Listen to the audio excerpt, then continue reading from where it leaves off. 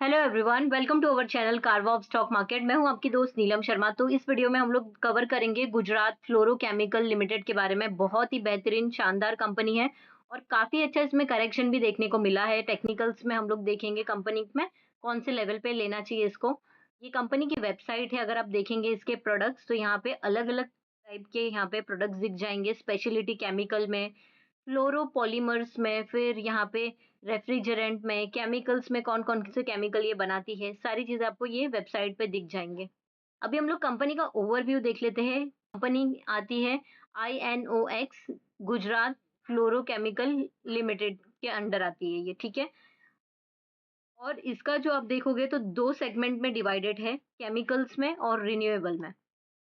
ये जो ग्रुप है, ये 2 सेगमेंट में डिवाइड है, लेकिन हम लोग देखने वाले हैं सिर्फ़ इसके बारे में। तो यहाँ पे देखो आप, इसके वर्टिकल फ्लोरो पॉलीमर्स, फ्लोरोकेमिकल, बल्क केमिकल और बैटरी मटेरियल्स, ये सारे अलग-अलग वर्टिकल्स है जिसमें ये काम करती है। 30 इयर्स का अच्छा खासा कंपनी को एक्सपीरियंस है फ्लोरीन केमिस्ट्री में और बहुत बहुत ही अच्छी एस्टेब्लिश प्लेयर है fluoropolymer, speciality chemical, refrigerant and bulk chemical के अंदर। इसकी 3 मैन्युफैक्चरिंग फैसिलिटी है इंडिया के अंदर। अगर आप देखोगे यहाँ पे फैसिलिटीज़ और वेयरहाउस जो है वो यूरोप, यूएसए, मिडल ईस्ट में अवेलेबल है और लार्जेस्ट इंटीग्रेटेड फ्लोरोपॉलीमर प्रोड्यूसर है इंडिया के अंदर ये।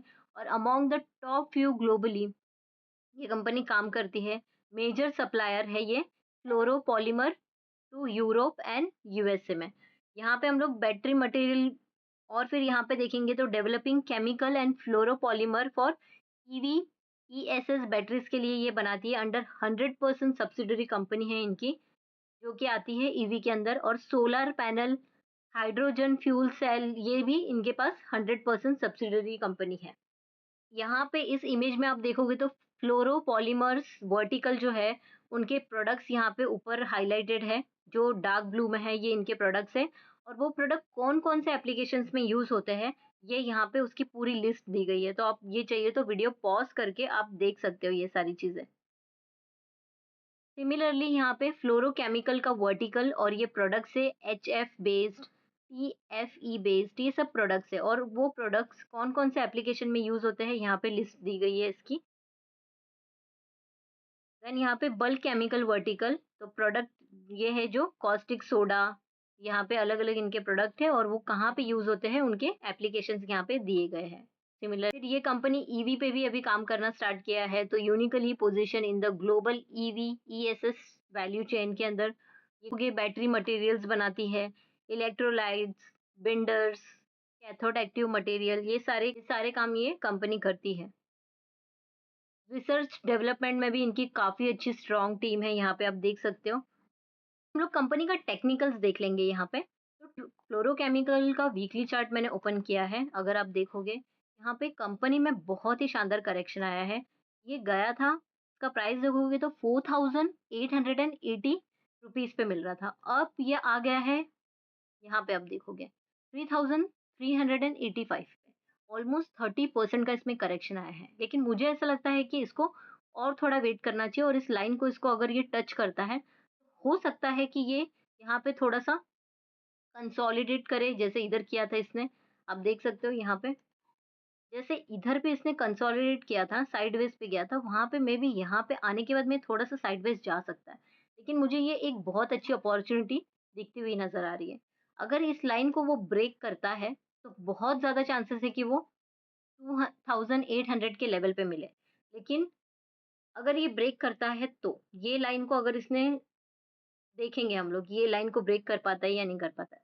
करता है तो कंपनी में कोई प्रॉब्लम नहीं है, कंपनी बहुत ही शानदार है और इसके जो प्रोडक्ट्स हैं, ये हर एक प्रोडक्ट्स में बहुत सारे ऐसे एप्लीकेशंस हैं जहाँ पे यहाँ ये यूज़ होता है, तो इसका डिमांड हमेशा फ्यूचर में रहेगा।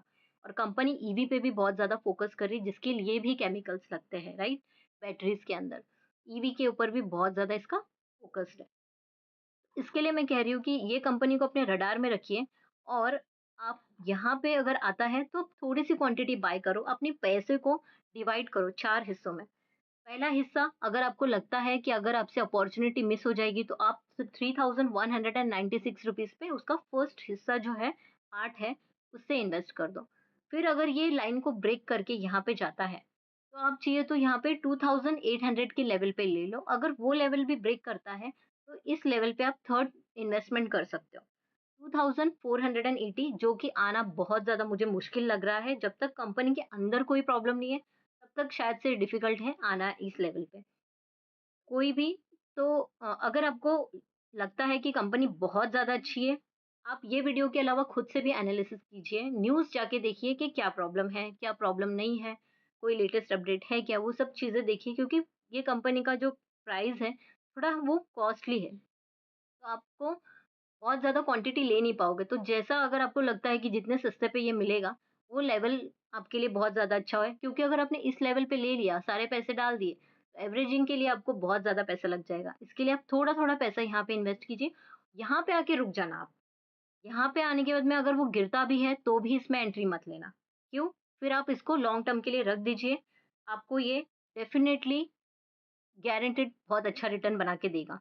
तो फिर उसके बाद में 4th जो पार्ट है, वो डेफ़िनेटली आप इस लेवल को अगर वो ब्रेक करता है, तो आपका जो चौथा पार्ट है अमाउंट का, उसमें आप इन्वेस्ट कीजिए। तो ये नहीं से अगर आप पैसे इन्वेस्ट करोगे, तो डेफ़िनेटली आप लॉन्ग टर्म में गारंटीड देती हूँ आपको बहुत अच्छे रिटर्न बना के दोगे। अगर आपको ये स्ट्रैटेजी सही लगती है, तो कमेंट करके बताना कि आपको ये स्ट्रैटेजी सही लगती है और आप इसको फ़ॉलो करोगे। लेवल पे मैं बाय करूँगी और फिर वेट करूँगी इसका क्योंकि मेरे पास ऑलरेडी इसमें इन्वेस्टेड हूँ मैं, तो इसके लिए मैं थोड़ा-सा वेट करना चाहूँगी इसमें। तो ये था कंपनी का टेक्निकल एनालिसिस, कंपनी बहुत ही अच्छी है और एक अच्छे लेवल पे अभी नहीं मिल रही है, लेकिन अभी थोड़ा वेट करोगे तो मिल जाएगी आपको। यहाँ पे हम लोग कंपनी का Q4 FY25 के हाइलाइट्स देखेंगे। कंसोलिडेटेड रेवेन्यू फ्रॉम ऑपरेशन आप देखोगे तो 7% से ये प्रीवियस क्वार्टर से अगर देखोगे तो इंक्रीज हुआ है। मतलब प्रीवियस क्वार्टर में कितना था यहाँ पे अमाउंट दी गई है, करोड़ में अमाउंट है ये 1148 करोड़ का था और अभी हो गया है 1225 करोड़ का, यानी 7% से इंक्रीज हुआ है। और हम प्रीवियस क्वार्टर से कंपेयर करेंगे यानी प्रीवियस ईयर के सेम क्वार्टर से, तो 8% से इंक्रीज हुआ है। तो बहुत ज़्यादा रेवेन्यू फ्रॉम ऑपरेशन इसका इंक्रीज नहीं हुआ है।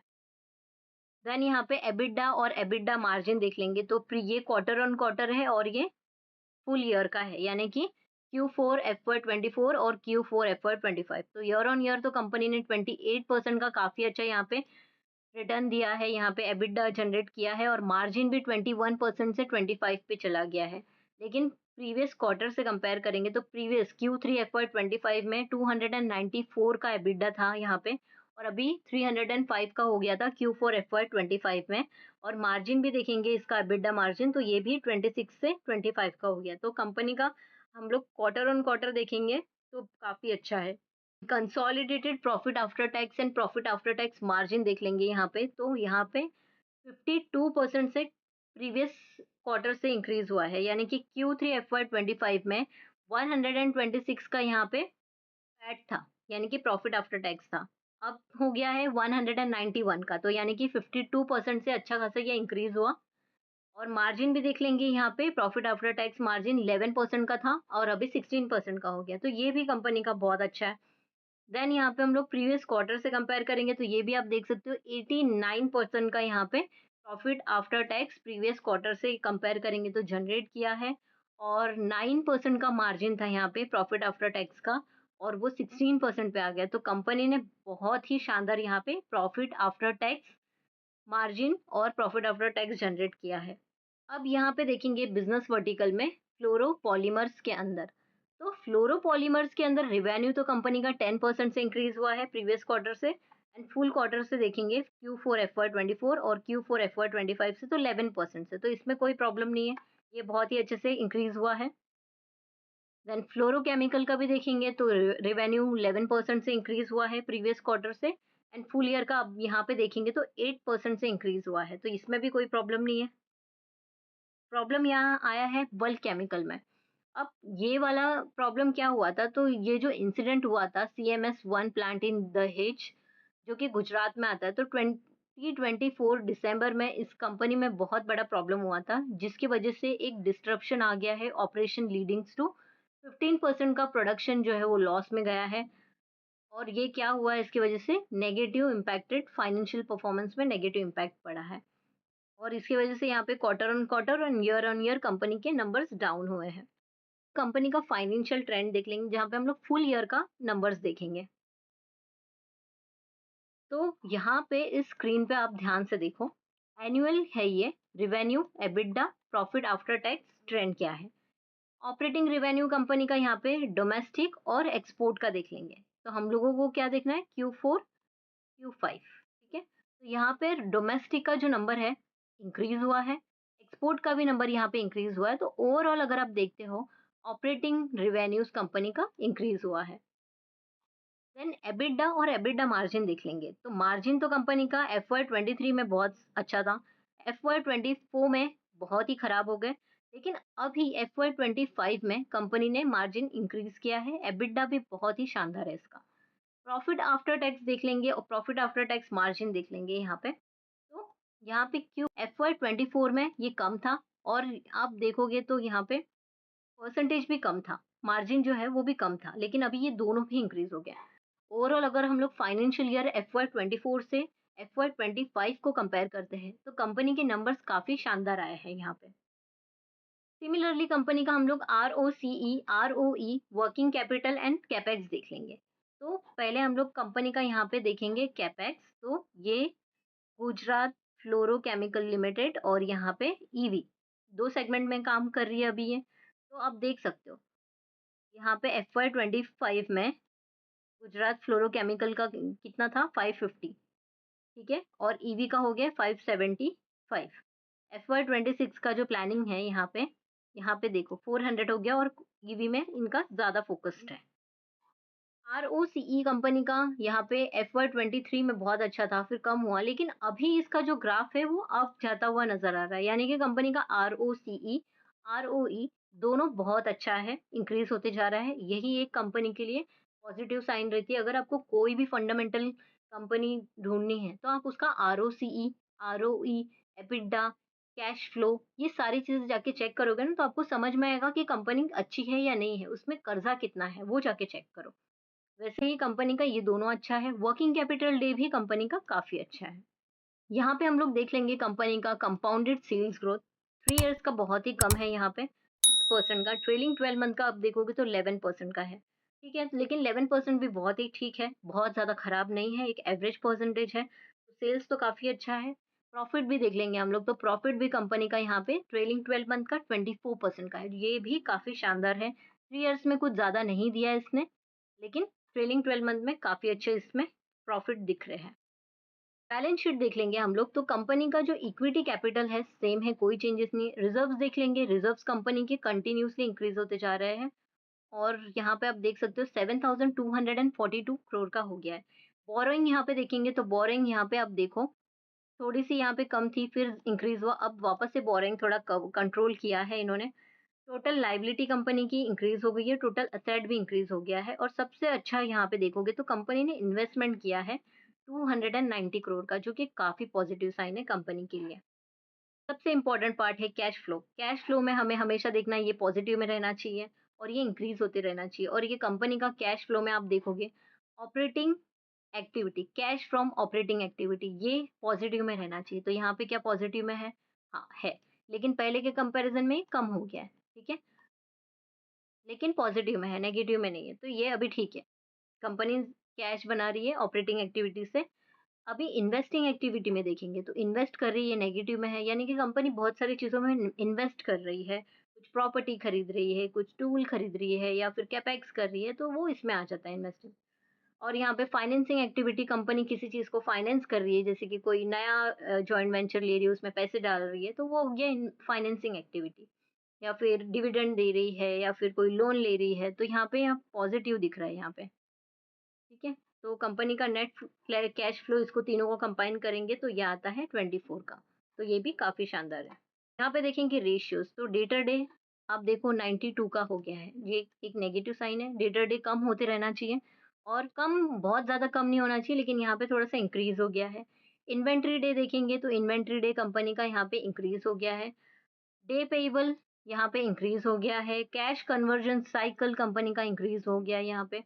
एंड वर्किंग कैपिटल डे भी इंक्रीज हो गया है। और यहाँ पे ROCE आप देखेंगे, तो पहले का ROCE काफी अच्छा था, ये मोस्टली ना FY 2023 में यहाँ पे बहुत अच्छा था। उसके बाद से यहाँ पे कंसिस्टेंट है, एटलीस्ट खराब नहीं है। तो हम लोग शेयर होल्डिंग पैटर्न देखेंगे तो प्रमोटर का जो होल्डिंग है 62.57 है।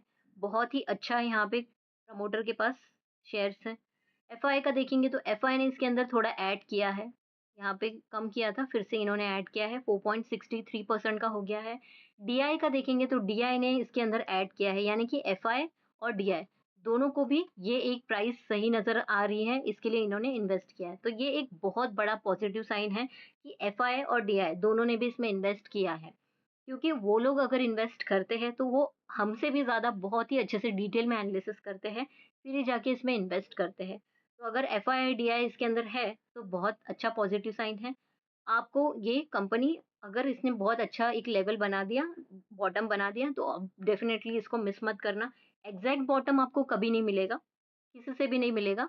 तो इसके लिए खुद से आप खुद का डिसीज़न लीजिए कि कौन से लेवल पे आपको ये एक राइट प्राइस लग रहा है और फिर उसमें इन्वेस्ट कीजिए। ठीक है? तो पब्लिक का होल्डिंग यहाँ पे थोड़ा-सा कम हो गया है और यहाँ पे शेयर होल्डिंग पैटर्न अगर ओवरऑल देखेंगे तो बहुत ही अच्छा है। मैं आज देख लिया गुजरात फ्लोरोकेमिकल लिमिटेड के बारे में, कंपनी ओवरव्यू देख लिया, बिज़नेस एक्सपांशन देख लिया, हम लोग ने ईवी में बहुत ज़्यादा एक्सपांड कर रही है। फिर उसके बाद में हम लोग ने कंपनी का फाइनेंशियल्स, फंडामेंटल्स सारी चीज़ें कवर कर ली। फंडामेंटली काफ़ी स्ट्रॉन्ग है कंपनी, टेक्निकल्स में हमें थोड़ा-सा अभी वेट करना चाहिए, एक अच्छे लेवल पे इसमें एंट्री लेनी चाहिए, अभी तुरंत एंट्री नहीं लेनी चाहिए। डिस्क्लेमर देना चाहूँगी, ये वीडियो सिर्फ़ और सिर्फ़ एजुकेशनल पर्पज़ के लिए है, कोई भी मेरा रिकमेंडेशन इसको मत समझिएगा। इन्वेस्टमेंट करने से पहले एक बार इसकी न्यूज़ देखिए और एक बार जाके स्क्रीनर डॉट इन पे इसके वैल्यूज़ चेक कर लीजिए, फिर इसमें इन्वेस्ट करना, ठीक है? जभी भी आप इन्वेस्ट करते हो तब की बात है ये। वीडियो थोड़ा भी इन्फॉर्मेटिव लगा है या फिर आप कोई एक प्राइस कौन से प्राइस पे लेना चाहोगे, मुझे कमेंट करके बताइए। अगर आपको कुछ भी दिमाग में कमेंट करने के लिए नहीं आ रहा है, तो एक छोटा-सा थैंक यू बोल दीजिए, जिससे मुझे समझेगा कि आपको ये वीडियो इन्फॉर्मेटिव लगा है। वीडियो को लाइक कीजिए, चैनल को अगर अभी तक सब्सक्राइब नहीं किया है तो प्लीज़ सब्सक्राइब कर लीजिए, इससे मुझे बहुत ज़्यादा मोटिवेशन मिलता है ऐसे वैल्यूएबल कंटेंट बनाने के लिए। बेल आइकन पे ज़रूर क्लिक कीजिएगा सो दैट आने वाले हर एक वीडियो की नोटिफिकेशंस आपको टाइम टू टाइम मिलते रहेगी। Thank you for watching this video, मिलते हैं अगले वीडियो में, तब तक के लिए हैप्पी इन्वेस्टिंग।